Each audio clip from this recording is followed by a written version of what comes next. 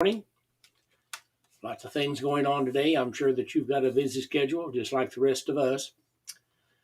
One of the things that is tried during this time of year is our faith. It should be built because of what we're doing and celebrating. But sometimes we just need to remember that God likes to communicate with us, and therefore we need to be in prayer. In Matthew 6, or 7 actually, 7 through 8, it says, "And ask, and it shall be given you. Seek, and you shall find. Knock, and it shall be opened to you. For everyone who asks receives, and he who seeks finds, and to him who knocks it will be open." Prayer is a powerful tool that sometimes we forget about. A good illustration of this was one that I found in the book of Perfect Illustrations, written by A.B. Simpson, contributed from Herald of His Coming.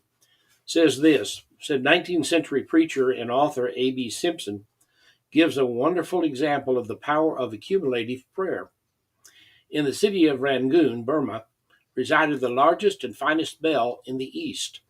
It was the pride of the great Buddhist temple, Shao Di Gong. During one war, the bell sank in a river. Over the years, various engineers tried but failed to raise it.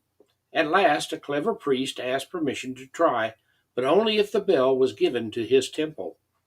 The priest and his assistants gathered an immense number of bamboo rods. One by one, the rods were fastened to the bell at the bottom of the river. After thousands of them had been fastened, the bell began to move. When the last bamboo rod was attached, the buoyancy of the accumulated rods lifted the bronze bell from the mire of the river to the stream's surface.